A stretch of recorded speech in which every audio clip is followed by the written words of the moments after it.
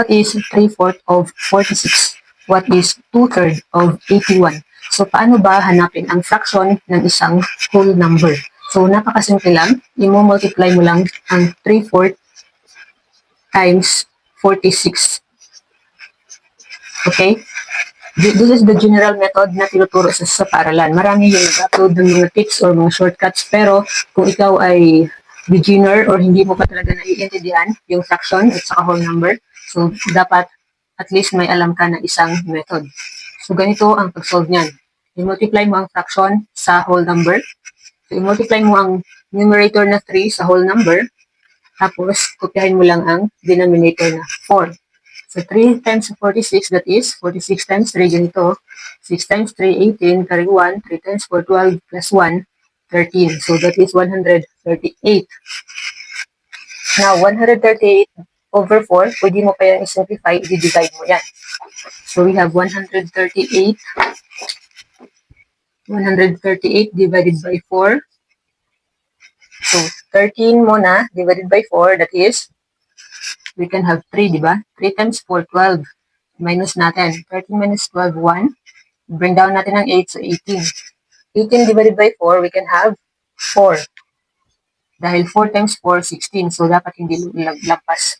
Tapos, 2. Therefore, we have 34 and 2. Itong remainder, magiging numerator. Ito dito, magiging denominator. So, we have 34 and 2/4. Or, pwede mo pa yung simplify ang 2/4, i-divide mo by 2, magiging 1/2. So, final answer natin dito is 34 and 1/2. Pero, depende kung alin yung mas mabilis o mas madali. Dahil, aside sa pag-multiply mo ng paganito, pwede mo din yan, that is 34 and 1/2 or 34.5. So, pwede mo rin na i-divide mo muna ang whole number sa denominator. Minsan, mas mabilis yung ganon. Minsan din, mas mabilis yung ganito. So, pwede na i-divide mo muna ang 46 sa denominator, saka mo siya i-multiply sa numerator. Okay? Halimbawa, 46 divided by 4. 46 divided by 4. So, 4 divided by 4, 1. 1 times 4, 4. Minus 0 na. Bring down ang 6. 6 divided by 4, 1. 1 times 4, 4. So, 2. So, 11 and 2/4 or 11 and 1/2. Dahil, simplify mo ulit yan, divide mo by 2. So, magiging 1/2 na yan. So, 11 and 1/2 ang 46 divided by 4, di ba? Ngayon, ang 11 and 1/2, saka mo i-multiply sa 3. So, 11.5 times 3. So, bakit 0.5? Kasi ang 1/2 in decimal number is 0.5, di ba? So, 5 times 3, 15, carry 1. 3 times 1, 3, plus 1, 4, tapos 3. Isang decimal place, 34.5. So, kuha kaagad natin yung final answer na 34 and 1/2. So, parehas lang yan, 34.5. Okay? Again, para kunin ang fraction ng isang whole number, pwedeng i-times mo muna ang numerator sa whole number, tapos i-over mo ang denominator na 4. Okay? Or pwede mo, para hindi ka malito, mas mabilis mong maintindihan, always remember na ang whole number palaging may denominator na 1.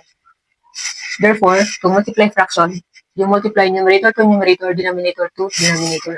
Kaya 4 times 1, 4. Okay? Or simply, copy the denominator. Dahil 1 lang naman dito. Okay?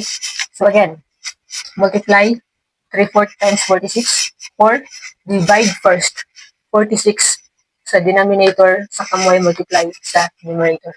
So how about this one? What is 2/3 of 81? So mas mabilis to kung yung gamitin natin yung i-divide muna ang whole number sa denominator.